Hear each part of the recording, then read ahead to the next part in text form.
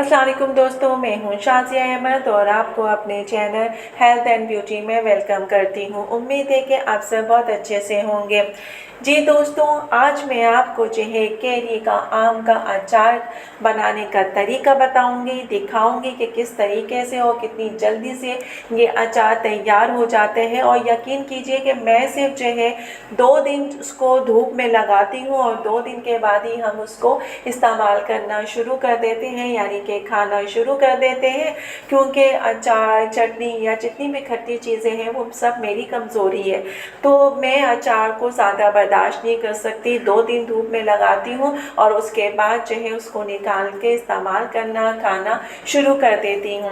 और जो मैं तरीका आपको बताऊँगी, जो मसाले इसमें बताऊँगी, वो बहुत ही आसान है और जल्दी से झटपट ये अचार बन जाता है। सिर्फ 2 दिन की मेहनत होती है, धूप होती है, उसके बाद ये आपका अचार तैयार हो जाता है। तो इस अचार को बनाने के लिए वीडियो को मुकम्मल देखिएगा, स्किप मत कीजिएगा। तो फिर चले वीडियो की जानिब बढ़ते हैं और वीडियो स्टार्ट करने से पहले अगर आपने अभी तक मेरा चैनल सब्सक्राइब नहीं किया है तो जल्दी से सब्सक्राइब कर दीजिए और साथ में लगे आइकॉन के बटन को प्रेस करें ताकि मेरी नई वीडियो की नोटिफिकेशन आप सबको सबसे पहले फ्री में देखने को मिले। वीडियो अच्छी लगे तो लाइक एंड शेयर ज़रूर कीजिएगा। आम के अचार के लिए मैंने यहाँ पे ये 3 किलो जो है बड़े बड़े आम लिए हैं, कैरी मतलब ये बहुत खट्टी है।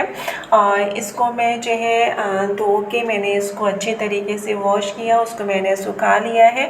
अब मैं इसको जो है कट करूँगी और कट करके फिर रखूँगी, फिर इसका हम अचार बनाएंगे जो कि बहुत ही मज़ेदार बनेगा और आपको भी यकीनन पसंद आएगा। अगर आप मेरे तरीके से अचार बनाएंगे तो बहुत ही लजीज और मज़ेदार बनेगा। अब ये देखिए मैंने इसको जो है कटिंग की है और कटिंग करके ये देखिए मैंने जो है इसको अच्छे तरीके से सुखा ली है। इसमें ज़रा सा भी पानी शामिल नहीं है क्योंकि सारा पानी मैंने इसका निकाल लिया है। ये सारा जो है आपको खुश्क दिखाई देगा। और जब मैंने ये कटिंग की थी तो पहले से मैंने इसको वॉश कर लिया था। अब मैं क्या करूँगी, ये मैंने इस तरीके से चौकोर चौकोर छोटे छोटे पीसेस में काटे हैं ताकि जब अचार बनता है तो उसमें आसानी होती है इसको निकालने में। ज़्यादा बड़े पीसेस हों तो वो थोड़ा परेशान होते हैं कि पूरा निकालें ख़राब ना हो जाए।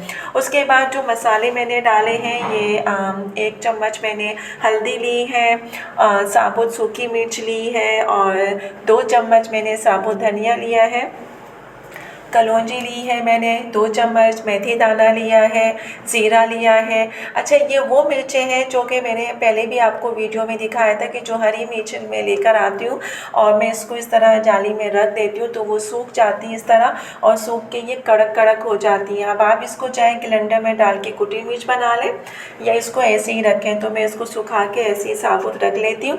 ये भी मैंने इसमें डाला है और इसमें फिर उसका टेस्ट बहुत अच्छा आ जाता है। उसके बाद में जो है जो कैरी है इसमें मैंने नमक डालूँगी और नमक डाल के अच्छे तरीके से मिक्स करूँगी। उसके बाद भी ये जितने भी सारे मसाले हैं मैं ये मसाले इसमें डालूँगी। इसमें मैंने जो लहसुन है वो पीस के भी डाला है। नमक आप हस्बे ज़ायका डाल सकते हैं क्योंकि अपने अपने टेस्ट की बात होती है। मैं नमक थोड़ा कम रखती हूँ इस वजह से कि ये जो अचार जब बनता है तो ऑटोमेटिक जब आप कोई चीज़ बनाते हैं तो उसमें थोड़ा बहुत जो है ज़ायका नमकीन का आता है और टेस्ट भी होता है।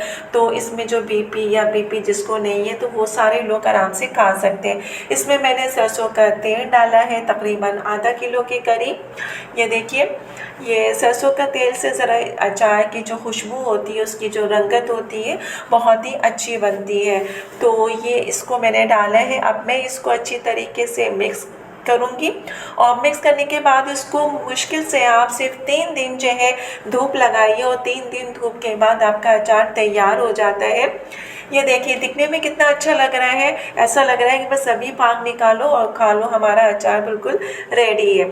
तो जब दिखने में कोई चीज़ अच्छी होती है तो वो दिल चाहता है कि इसका फ़ौरन हम इसको खा लें।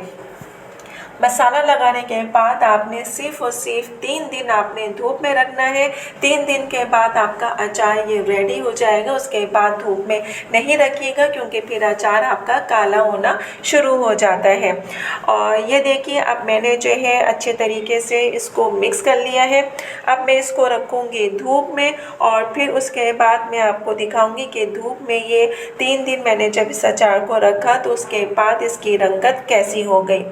बहुत ही मज़े का अचार बनता है, ज़्यादा लागत भी नहीं आती है, और घर के अचार की तो बात ही और होती है कि बाज़ार से लेकर आए उसमें वो जायका नहीं होता जो कि घर के अचार में होता है। अब ये देखिए, मैं आपको दिखाऊंगी कि 3 दिन के बाद जो मैंने धूप में अचार रखा था उसके बाद ये रंगत कैसी हुई। ये देखिए, 3 दिन मैंने इसको रखा और ये अचार मेरा जो है बिल्कुल रेडी है और बहुत ही जायकेदार है, क्योंकि मैंने इसको टेस्ट किया। खट्टी चीज़ें मैं वैसे ही शौक़ से खाती हूँ, तो मुझसे बर्दाश्त नहीं होता, और अचार, चटनी, ये सब चीज़ें तो मैं देख के बर्दाश्त ही नहीं कर सकती हूँ, मेरा हाथ ही नहीं रुकता है। तो मैंने फ़ौरन जब जैसे ही 3 दिन हो गए, अव्वल तो हम 2 दिन में ही अचार धूप में रखते हैं और निकालना शुरू करते हैं, लेकिन मैंने फिर भी आप लोगों के लिए इसको 3 दिन रखा ताकि आप लोग देख लें कि इसका टेस्ट, इसका रंगत जो है वो कितनी अच्छी आई है।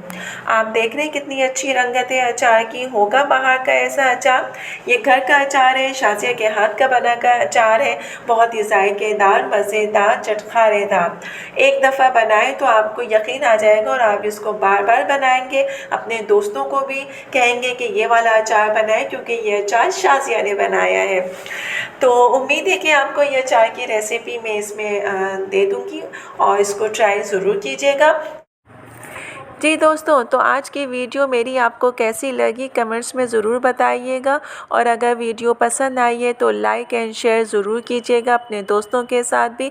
तो चलिए दोस्तों, चलती हूँ, दुआओं में याद रखिएगा, अपना बहुत ज़्यादा ख्याल रखिएगा। इंशाल्लाह फिर आऊँगी नई वीडियो के साथ। जब तक के लिए अल्लाह हाफ़िज़।